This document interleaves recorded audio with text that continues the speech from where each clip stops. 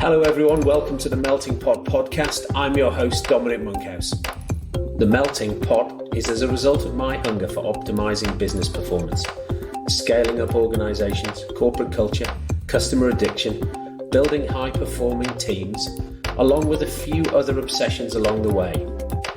I've spent the last several years working for and with some of the most successful, top-performing companies in the world. And this podcast is my attempt to synthesize what I've learned along the way to help you build a high-quality business and live a more fulfilling life. If you enjoy the podcast, you can find more information on today's episode and other topics at dominicmonkhouse.com. Today I am talking to another tech founder who has a real passion for his subject, and from it we tease a number of things which are more, broadly applicable to the rest of us growing businesses, I guess.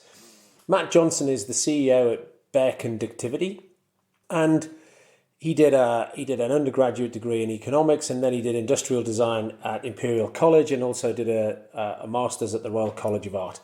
And out of a sort of university project came this passionate belief that he could do something, that he could create a business that could do something with conductive ink. And now he's created the world's largest community of 350,000 people based on conductive ink and a processing unit that he and his team have developed. And now they're going through a fascinating process of whittling down from 55 today to 3, tomorrow in the short term, in the future, down to 1 project to put the whole business behind. It's, sort of Jim Collins, bullets and cannonballs. It's Moore's Crossing the Chasm, E-Myth.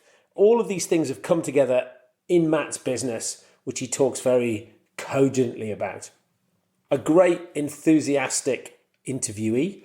I really enjoyed chatting to him, super enthusiastic, and some great sort of reflections at the end in terms of where he, what does he now know that he wished he'd known then, and some great book recommendations, one of which certainly I haven't read before, but have just purchased having interviewed him.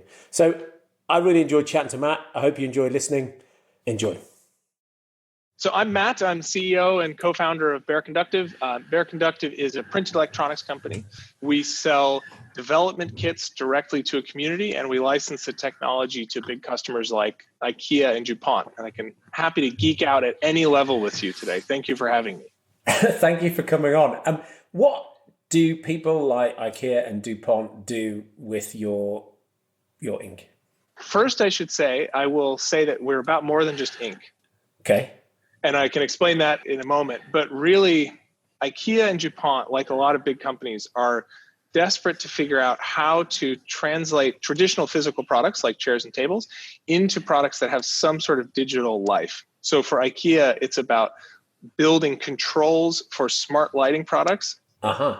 Well, IKEA recently announced our collaboration in Bloomberg, and they said exactly what we're doing, which is you touch the tabletop and it controls a smart light like a remote control. Aha, and you never lose it down the back of the sofa. Yeah, well, and it's about, philosophically, it's about blending intelligence into the environment, and we see that as a mega trend. And that lots of companies that are selling traditional things like building materials and furniture are interested in attaching them to the digital world through physical interactions. Okay, so maybe we should go back to the beginning and say... with that end in mind, where did you start? So we started as a company, and this will also explain the second part of your question about why we're more than just ink. We started as a company after graduating from the Royal College of Art and Imperial College. So we studied a program that was then called Industrial Design Engineering. And that was the very beginning of the business. We were working on a unique material formulation. So we made a conductive ink. And we made that material. You can do some really interesting stuff with it. It's effectively like a paintable wire. Uh-huh. Apply it to a surface. When it's dry, it can conduct electricity. That alone gets lots of people really excited because it's incredibly cool. But if we're honest, it's not truly innovative because that industry of conductive inks and conductive paints is actually quite mature. The innovative part was our take on it, was giving it to individuals, individual engineers, individual designers. And that's what's developed the world's largest printed electronics community, which is oriented around our development kits. And they open doors for us with people like Ikea and Dupont. Because you've got the kit, what's the kit based on? Is it open source or proprietary? Or we do use some open source tech in the kits, but it's, I would say, I haven't done an analysis of it. It's probably majority proprietary. Okay. But the purpose of the kit is empowering people with technology. Early on in the company, we wanted to be prototyping with the most contemporary smart materials. We wanted inks from, say, DuPont, because they have some incredible materials. We couldn't get them. Like literally, we just couldn't get a 50 mil sample to play with to see if maybe we can build this into a thing. What we realized is that there are some industries where the technology is so inaccessible that people can't even prototype with it. By opening it up, we've sold now 350,000 development kits to engineers and designers all over the world. And guess what? That like long tail of people tend to work at really big companies. And that's the door opener for us. And is that just because DuPont has no mechanism for dealing with small companies? Is it just like, oh, because it's a secret? No, it's long tail versus short tail. So it's like essentially you have DuPont, like all big companies, is very interested in serving the largest customers because that makes the most sense. If you're going to sell a lot of stuff to one person, you should give them great service, right? But what I think is not recognized generally in the industry is that you can generate a huge amount of interest and revenue from the technology by selling it to a lot of individuals who seem to have very individualistic or kind of specific use cases. But as a group, they become powerful because of the internet. And the example for this is that if you Google terms like conductive ink and conductive paint, Bare Conductive comes up before any of the global leaders like 3M, DuPont, Henkel, Sun Chemicals. And so under Google's terminology, we are the global authority on this multi-billion pound industry. And I think that's the most interesting story about our company, is recognizing that by building a community of people who are really excited, we can leverage that to do more and more with the technology to create bigger relationships. And so what are some of the amazing things that the 350,000 people have done? I mean, I guess they've done stuff that you just would never even have thought about. That's exactly the point. I think that, our story, putting this in an entrepreneurial perspective, our story is about creating a technology and then trying to figure out where that technology has the most value. But that's fundamentally, I believe, somewhat impossible. If we're an expert about the technology, it's very hard for us to be an expert about the application. Maybe our killer app is within some sort of obscure medical device, but I wouldn't know that. You might know that because you're an engineer working in that field and you think, oh, if only I had a conductive ink with these properties, I would be able to revolutionize this thing. How would I know? I wouldn't know. I know all about the material science. And so what we realized is that community does exactly things that we don't expect. And that's the value, is they tell us. They say, hey, I tried electroplating. Hey, I built a giant interactive wall. I made a retail display that lights up when you touch it. And all of those are these tiny little MVPs that we don't have to build.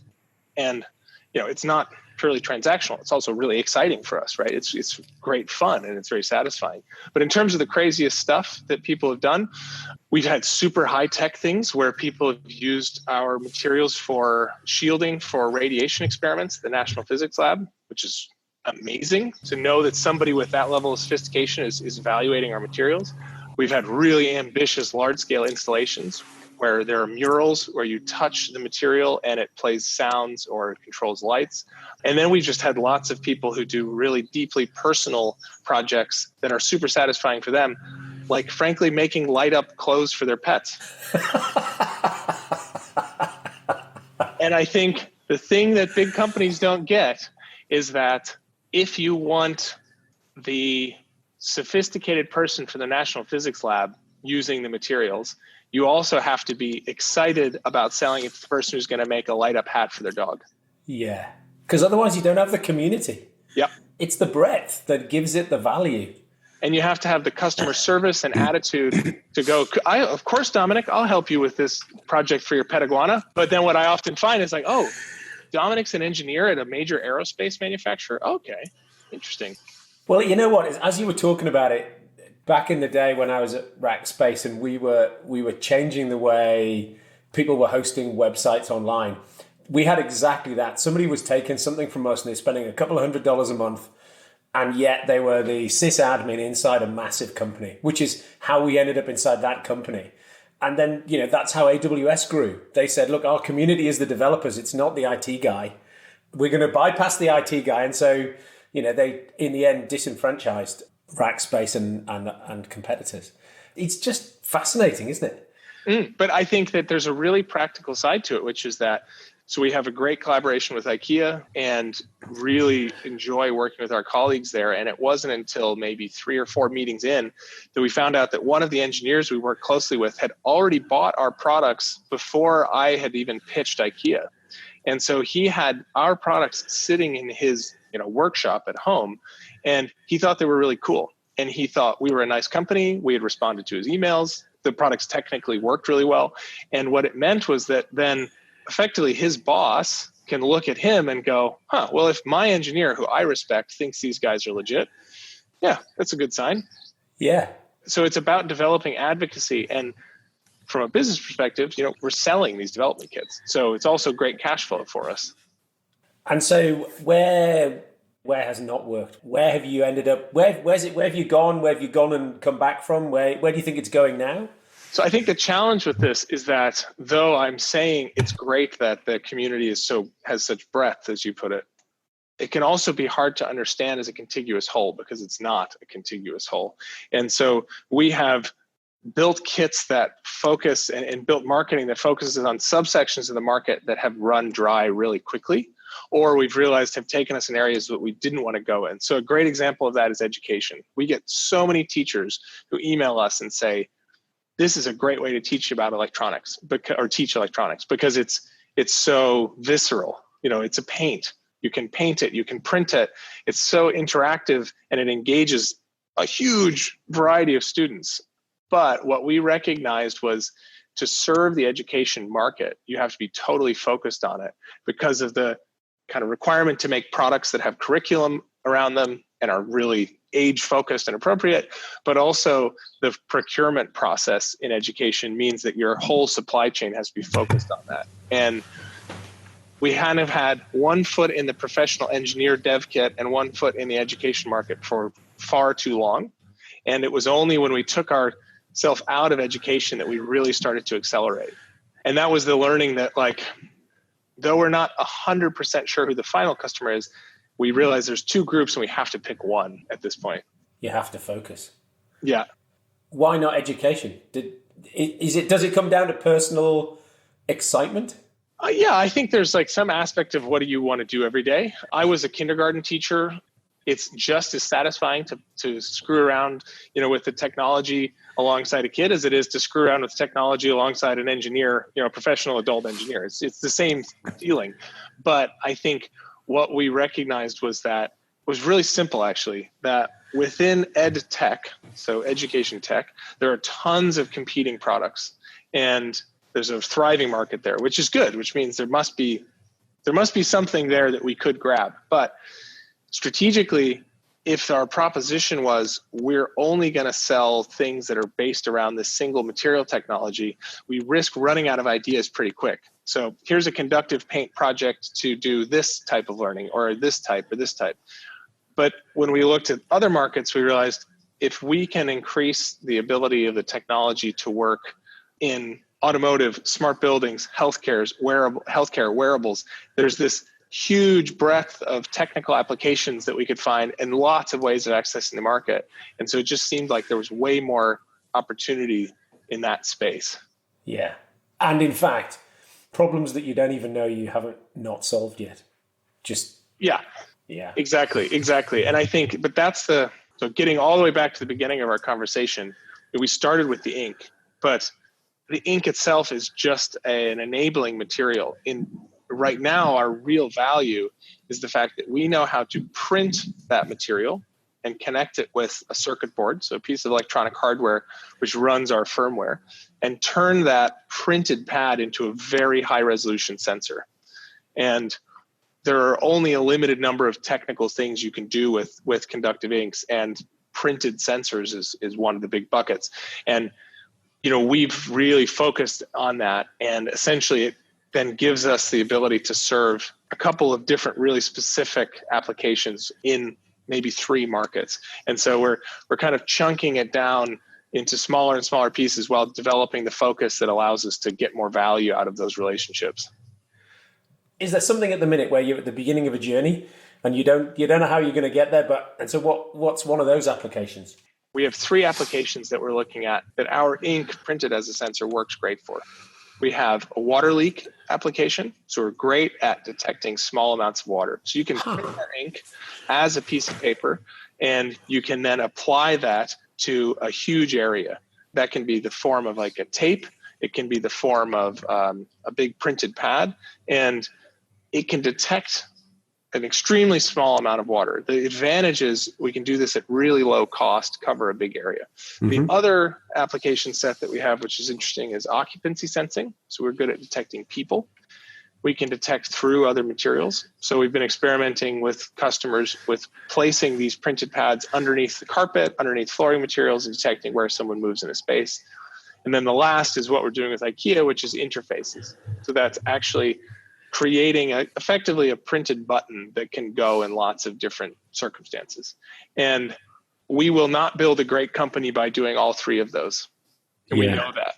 There's one of those will win, but our strategy is using customers to help us understand where the technology has most value. And so if we talk again in 6 months, for sure, I'll be down to 2, or maybe I'll be down to 1.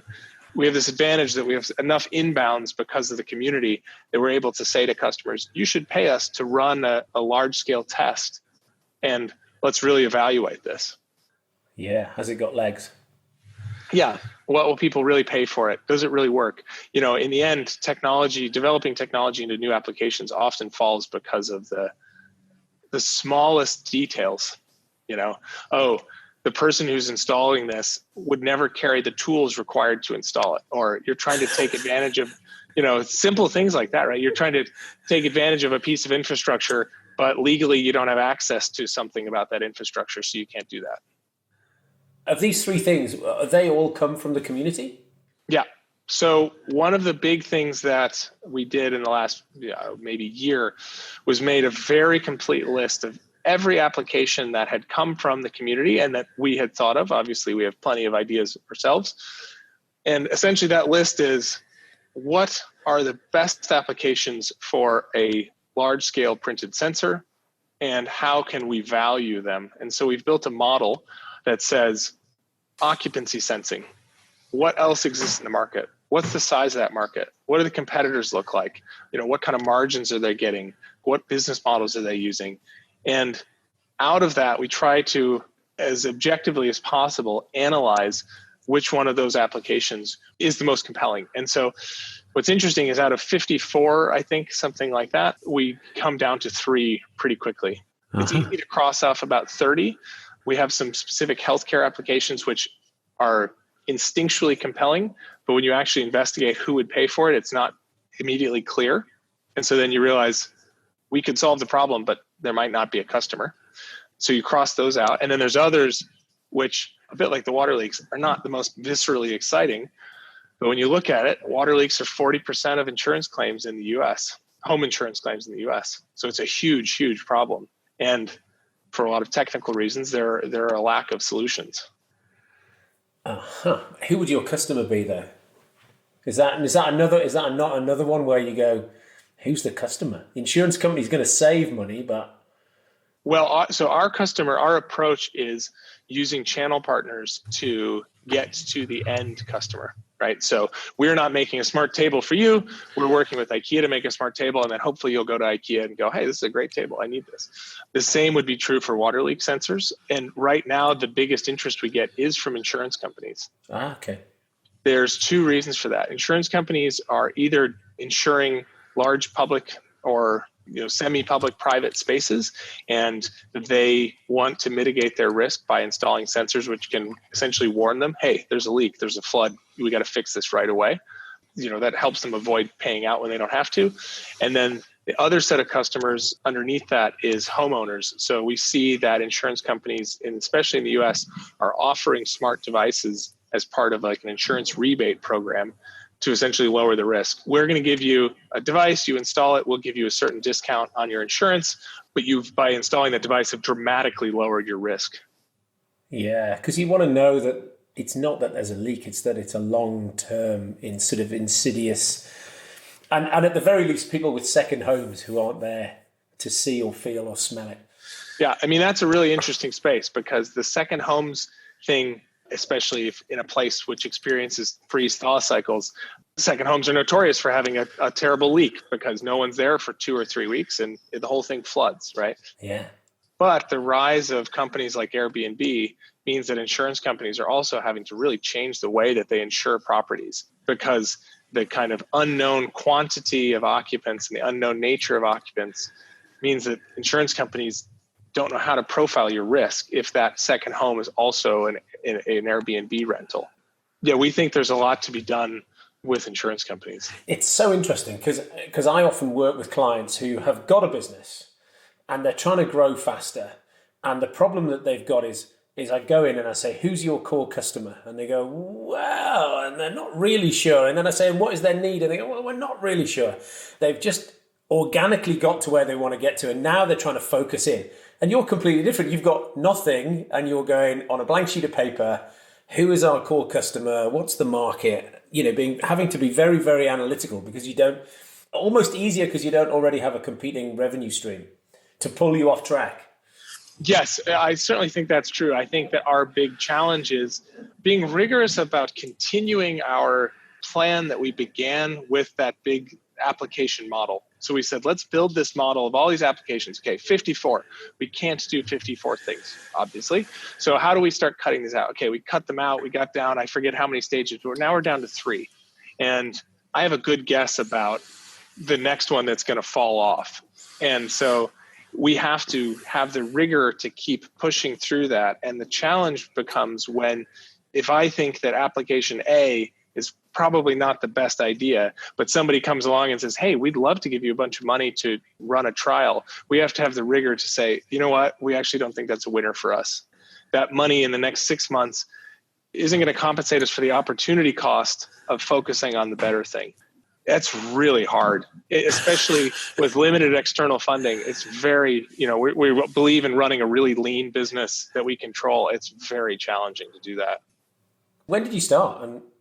So we started the company selling the actual jar of paint way back in 2011, late 2011. But it's really in the last 18 months, I think it was 18 months ago, where we said, right, how do we take this core expertise in printed electronics and focus it on a single technical application? So that was the moment when we said, let's see if we can get big businesses interested. And they are.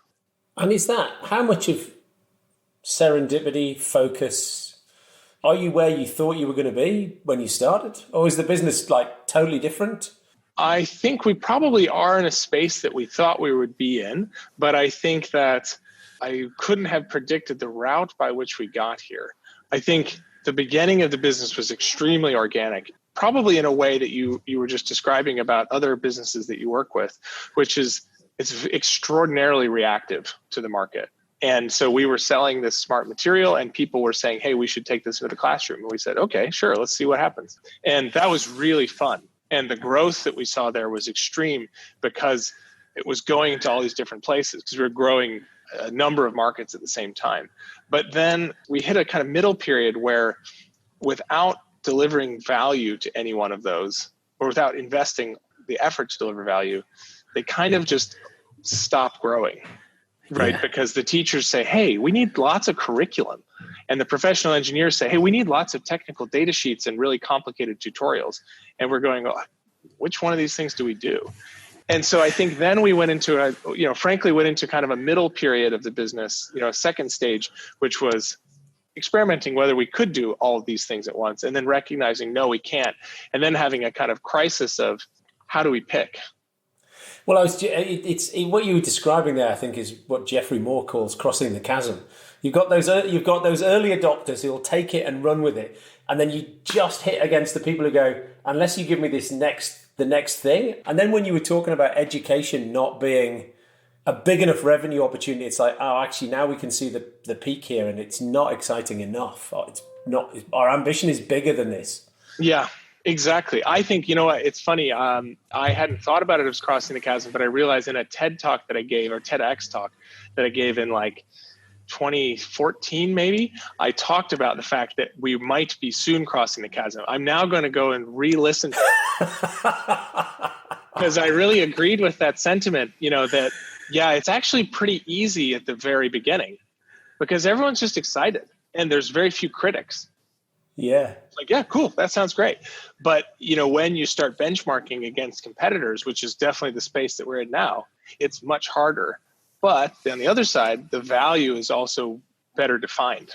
Yeah. So you can say, hey, these guys are making this much money. We can do exactly the same or better because what we're doing can beat them on these 3 points. You have the competition, but it's combined with the clarity, right? Yeah, well, and I do a process with clients like that called attribution mapping, where we do exactly that. What are the attributes that we've got that we're great at? What's the market? Back to that core customer, what is the core customer value? And so, it's fantastic to talk to somebody who's sort of done that without, is done it almost as an academic exercise to build a business, as opposed to course correct and to pull some clarity out of the mess they've got themselves into. That's my background, is studying economics in undergraduate. That I never wanted to be an economist, but I always loved the aspect of building a model and then testing it against instinct and reality. So this merge of qualitative and quantitative information, it's like you have to have the confidence that you're not picking something out of thin air, the recognition that you're never going to get the right answer. There's no way you're not going to get it. So to me, that's the hardest thing about being an entrepreneur is where your confidence level exists. And especially the more people you bring onto the team, you're making decisions that impact a bigger group, and your confidence interval has to go up. I mean, what you just said is it's not the plan that's important, it's the planning. But I've got another question which you might not want to answer, which is, you're down to 3, and you said earlier that one just wasn't viscerally exciting. And then you sort of said, so will you end up backing a project which you are not emotionally excited about? Yes, of course. But not because we think it will be profitable. I mean, that's a box that we have to tick, right? It has to be a profitable thing for us to do. We back things that aren't initially exciting because we now have the experience that there are a bunch of industries that we've engaged with, which become deeply, deeply interesting once you engage with the complexity of it. Okay. And I think it's the recognition that this is also a cultural thing we build into the business, which is people who find anything interesting at the right, with sufficient depth. And whether it's learning about the way that Ikea processes bamboo and turns it into furniture, which is just absolutely fascinating. So amazing. Or like, we've worked with pest control companies and learning about pest control, learning about how do water leaks actually occur? Why is water leaks still a problem? Haven't we fixed this? All of these things at the face seem like really boring dinner party conversation. But when you engage with the best people in the field about it, it's always amazing. So do you foresee the challenge that you might have, which is, years ago, I used to work in retail and I used to work at M&S. We had teams of people who found stores and opened them and then ran them for 3 months and then gave them to the people who ran them for the next 15, 20 years. Once you've solved say water leaks and you've got a product and you're into business as usual, like you've built this entire team that doesn't do business as usual, it does asteroid mining in deep space. That'll be interesting. Let's go solve that problem. Or bamboo, the excitement levels are high.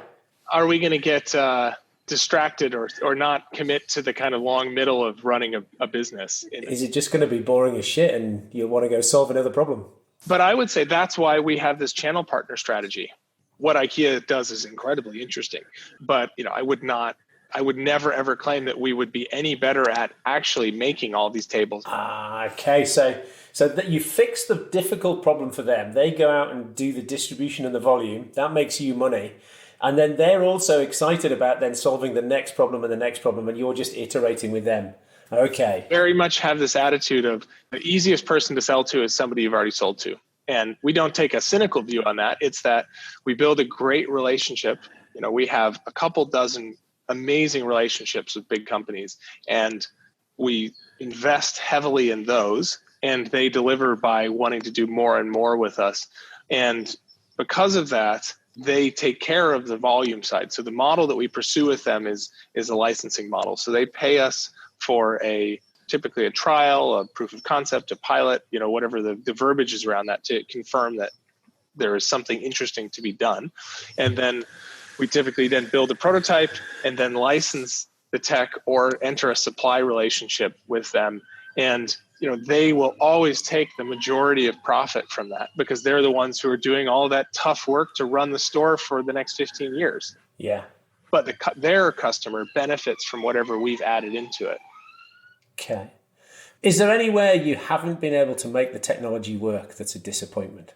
That's a disappointment. So there are certainly lots of places that technology won't work, because like any sensor technology, it has limitations. We're doing a type of sensing called capacitive sensing. So we can only detect things that are electrically conductive in general. We're not very good at detecting certain plastics. So there's some technical limitations there. Is there anything that's a disappointment? That's an interesting question. Because I think because of my kind of econometric attitude towards it, I don't view it in terms of excitement or lack of excitement. Was there something where somebody said, this would be great if, and then you just couldn't make it work? The reason that I'm inclined to say no is because as part of building that list of applications, we've developed a really effective organizational filtering function. So the people who are here every day are really good at understanding what is a technically feasible application, and then kind of sniffing out whether there's a commercial opportunity. Yeah. So as an example, a couple of weeks ago, we got a phone call on a Friday afternoon, totally unsolicited phone call from someone from a tier 1 automotive supplier. And I could tell my colleague was looking at me, and and she was talking this through, and it was a totally cold call lead. And he had Googled Conductive Inc. and found us. And she had just the right instinct to not screen that call, to say, okay, asked him a few questions and said, why don't you talk to my colleague, Matt? And then, put the phone on mute, gave me like the 30-second thing. And now we're going to visit them in a couple of weeks. Oh, right, fab. That's kind of the converse of what you asked. But I think we're getting pretty good at saying, cool idea, not going to work. Yeah. And so there's never a chance to get excited. Yeah. It's so quick, but I'll think about that. Matt, there's 2 questions that I ask everyone I manage to persuade to come on and talk to me. Knowing what you know now, if you were to take yourself back in time, is there something you know now that you wish you'd known then? I think that there was a period where I didn't have the confidence in the genuine organic nature of the company. Mm-hmm. I think in the face of lots of companies that do a great job post-rationalizing their growth, we made these few decisions and everything just worked out amazing. That's a narrative that gets sold. I think I felt like, have we done something wrong because we're going through an exploratory process? I think if I was going to go back in time, I would tell myself there is always space for that kind of open development. You can't let it dominate your business. You have to be strategic, but don't feel bad that you're exploring. That's literally how you learn. Yeah. And you mentioned before we started recording that you were a small bit of angel, but other than that, you've been self-sustained. And do you think that has meant you haven't had to go down a particular route, and then when you've changed direction, it hasn't been a catastrophe? Yes, I think that's exactly what it is that we, with the challenges that come with a limited amount of funding, right, and self-funding, there are certainly challenges associated with that. There are also challenges associated with venture funding. The challenge that we took on with that, which is feeling the pressures of cash flow every day, the reward that we've purchased is the freedom to take our time and be super precise about where we want to go. We're both super precise and exploratory. I think what I see from other businesses is that sometimes they take money too early. They aim at something which might not actually be the right place to aim, and they absolutely go for it. But that's because the nature of the funding relationship is often that it behooves the major investor to find out as quickly as possible if it's worth it, even if that means significantly injuring or destroying the business.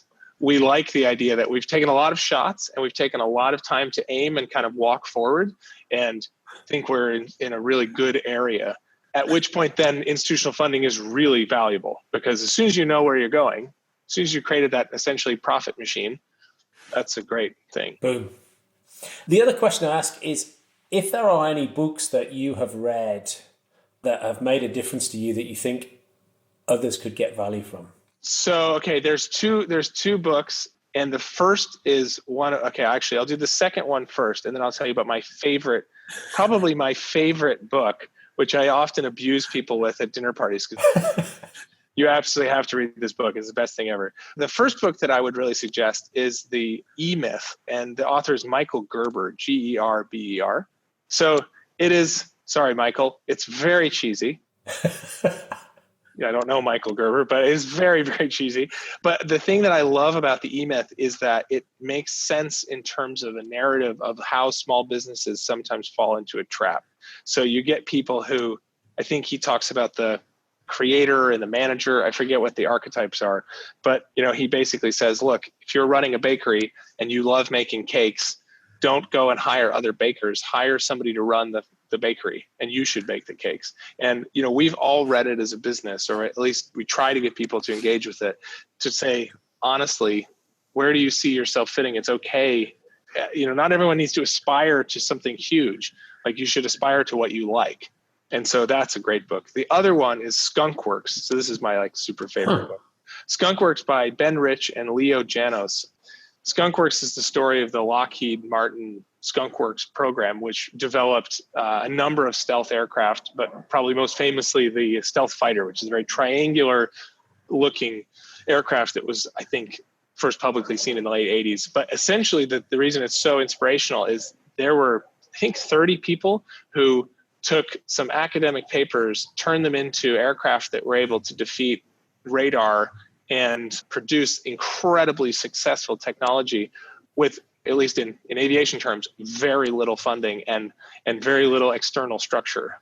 And it's just cool. It's like you read it and you think, I want to be there. It's amazing because of the technology, but it's also amazing because of the way that they discuss this cross collaboration. Yeah. It's a wonderful story. Yeah. I haven't read that. I will put that on my list and go and buy that. I'll go and buy that now. Matt, it's been absolutely lovely to talk to you. Thank you very much indeed for giving me your time. Well, thank you for your time. I really appreciate it.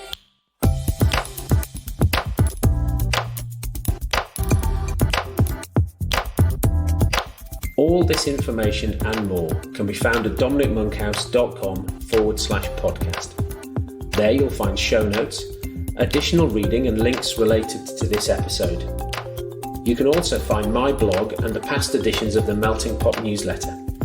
The simplest thing to do is to sign up to my subjectively not crap once a week newsletter, where I'll update you on what I've been up to, the most interesting articles I've read, and all things relating to scaling up, high-performing teams, net promoter score, company culture, etc. Social, you can find me on Twitter at Dom Monkhouse and LinkedIn at Dominic Monkhouse. LinkedIn is probably the best way to reach me and share your questions and comments. Thanks for listening.